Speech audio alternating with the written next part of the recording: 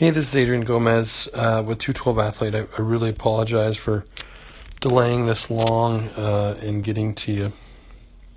And anyway, just want to jump into this and we'll see what we can find. Out of his back leg, we're looking at about 118 degrees. And what I'd like to see is, I'd like to see this decrease to around 100 and, low hundreds. So we're talking about, a minimal drop in his back hip for about anywhere from 3 to 5 inches squat.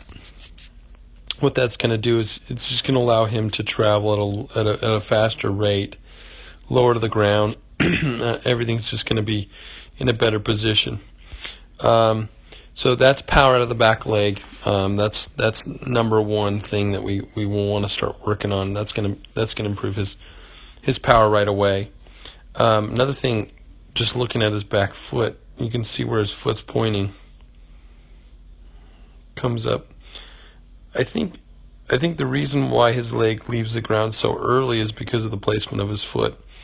The angle at which it's placed, it needs to be placed inside. So point it at a 45 degrees inside. That's going to allow the knee to stay in and the hip's going to rotate through. Everything's just going to rotate better to that front side. So back knee, that's going to be huge. Let's also look at his back knee. As he squats, his knee stays there over that ankle for a long extended period of time. What I want to see is that his knee gets inside early, inside of his ankle, and rotates. Obviously, the angle of his foot is going to help with that, and then his knees, he's going to be able to push for a longer period of time. With those two changes, I think he's going to be able to stay on the ground for a longer period of time, being able to drive through that back leg. And when he does that, he's going to transfer more energy to that front side. So let's move to the next one. The next one is the double angle at plant foot. And this double angle looks like his is pretty good. We're looking at 113. Let's see here. 118 here as he goes through.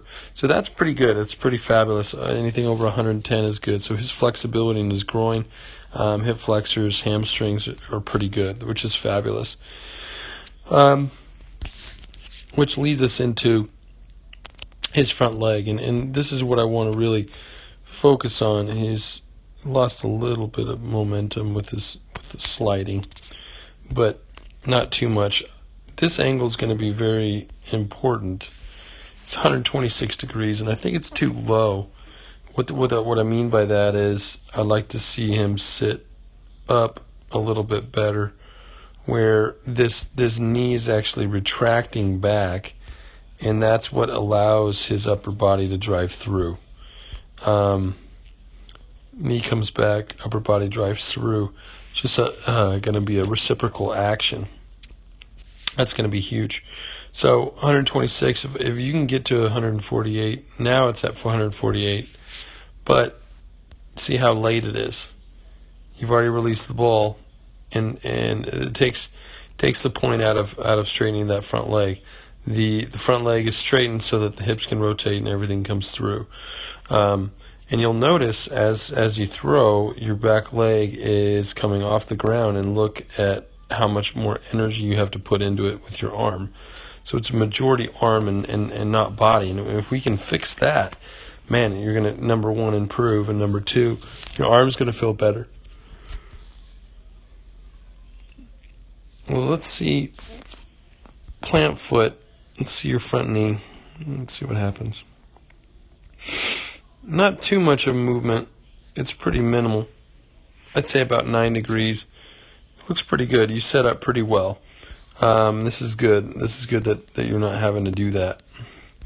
You do good at your hips rotate through well after that, but we want to make sure that your back leg is staying on the ground and pushing all the way through release point, so that you have this, and we'll get into this later, but this back leg, if this is straight, then this chest can go out, and it's this plane that you need to be able to really maximize your velocity.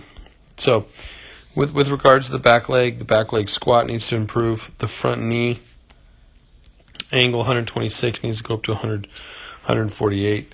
That knee needs to retract, and that's going to be huge. Back leg needs to stay on the ground, and the angle at which you're driving needs to be inside at 45 degrees. All of those things put together, I think it's gonna help a lot. So let's get into release point.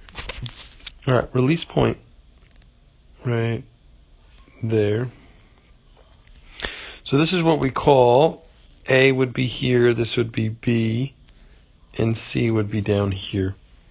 I think you're a B posture. What does that mean?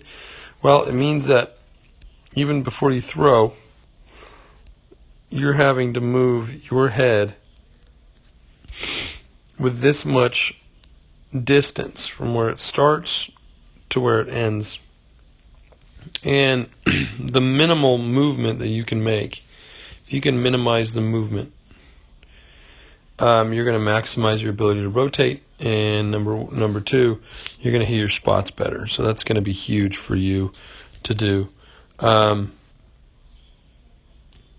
I'd like you to start back a little bit in this position, if you can. Okay, another foot back. That way, I'm going from here to there. I'm minimizing it. It's not about, you're never going to be perfect, but you can make sure that we can minimize all of these issues. You can minimize all these issues profoundly, and that's going to increase your velocity. All right, let's look at release point. So the ball is actually, you can see where it flies. Let's see if I can.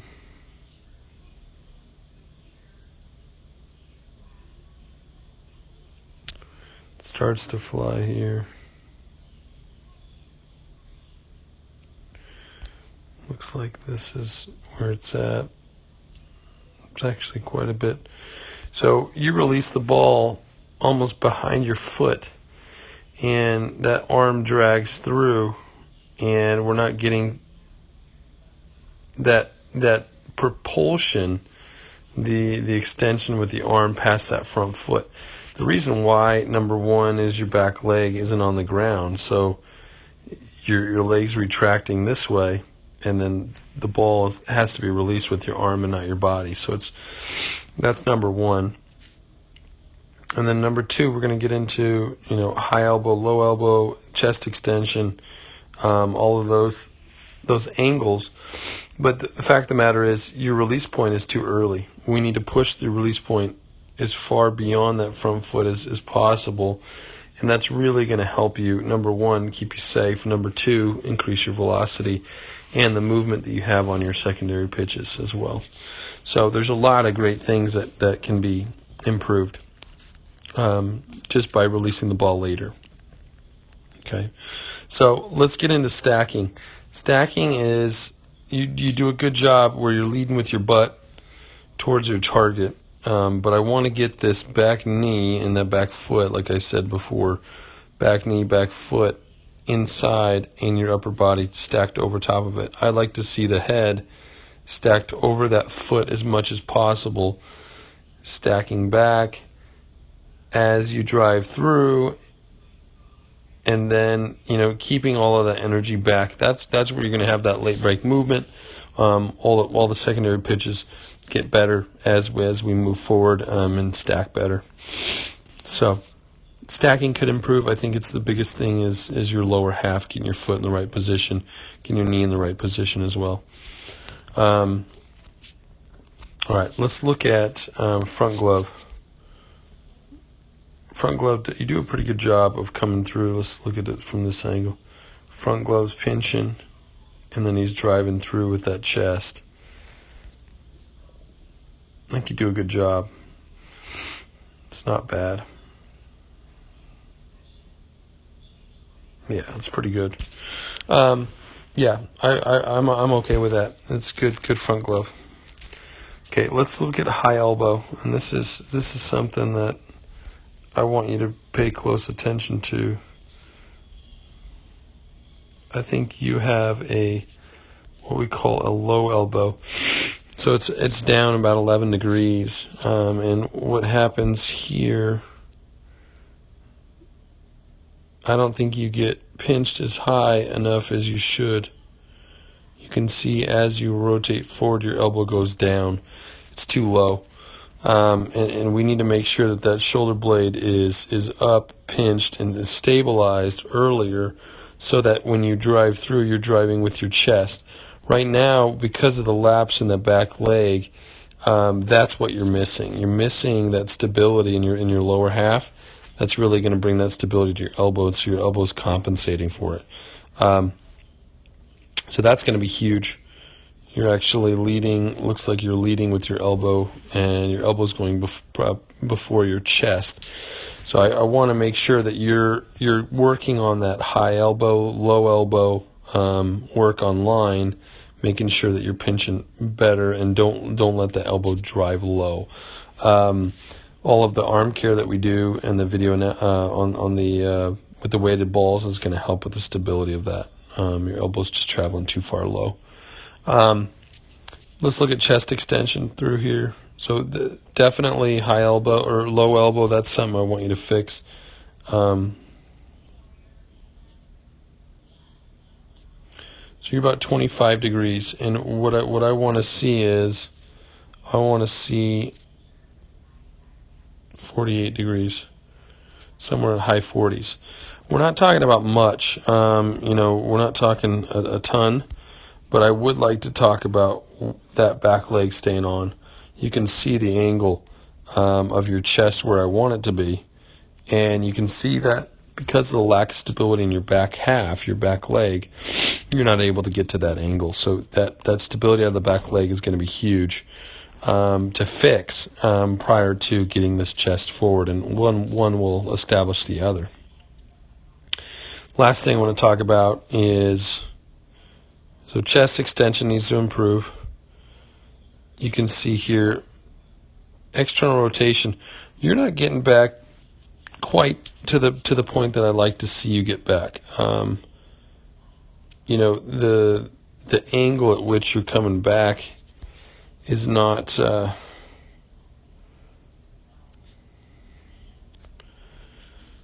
think you could come, down. We can get better external rotation with the weighted balls and the bands. That's going to help with that. But as you get maximum external rotation here, you go outside of the elbow a little bit, and see how your arm straightens. I don't want your arm to straighten. I want your forehand to rotate through, and your elbow to stay bent the whole time. So this is what we call an arm fly out. And the arm fly out, we just need to speed up that wrist a little bit better, keeping that back leg. And again, the back leg is what's going to bring that stability through that throw. Increase the extension of the chest, and this is going to influence the forearm as well. So all of this included, man, I think there's some things definitely you got to work on. I don't think they're huge things, but it's going to take some work, and it's going to take you doing the drills and consistently trying to work on that, getting that elbow a little bit higher, getting that back leg on the ground as long as you can. And if you ever have any questions, please let me know. Thanks for everything that you do, and please let us know how we can help in the future.